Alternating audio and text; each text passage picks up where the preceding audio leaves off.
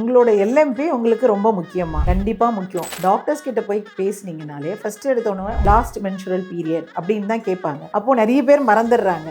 அதை மறந்துட்டா டாக்டர்ஸுக்கும் அசஸ் பண்ணுறதுக்கு ரொம்ப கஷ்டமாக இருக்கும். ஸோ எதுக்கெல்லாம் இது ஹெல்ப்ஃபுல்லாக இருக்கும் அப்படின்னா, இப்போ ரெகுலர் சைக்கிள் அப்படின்னாக்க அந்த பர்டிகுலர் பீரியட் இன்கேஸ் ஒரு 30 டே சைக்கிள் அப்படின்னா 11th to 18th டேக்குள்ளார உங்களுக்கு ஓவுலேஷன் நடக்கும். அப்போ கான்டாக்ட் இருந்தால் உங்களுக்கு நேச்சுரலாகவே கன்செப்ஷன் ஆகிறதுக்கு வாய்ப்பு இருக்குது. இன்கேஸ் 40 டேஸ் அப்படி 45 டே சைக்கிள் அப்படின்னாக்க அந்த லாஸ்ட் டே, அதாவது 45 டே மைனஸ் 14 டேஸ் அப்படின்னு கனெக்ட் பண்ணால் அந்த டைமில் ஓவுலேஷன் நடக்கிறதுக்கு வாய்ப்பு இருக்குது. இன்கேஸ் இர்ரெகுலர் சைக்கிளாக இருக்குது அப்படின்னா அதை ப்ரிடிக்ட் பண்ணுறதுக்கு நம்ம ஓவுலேஷன் கிட்டு அந்த மாதிரி வாங்கி அந்த டைமில் நம்ம ஓவுலேஷன் நடக்கும் அப்படின்னு ப்ரிடிக்ட் பண்ணலாம். ஸோ இதெல்லாம் தான் எல்எம்பிக்கு ரொம்ப முக்கியமான விஷயம்.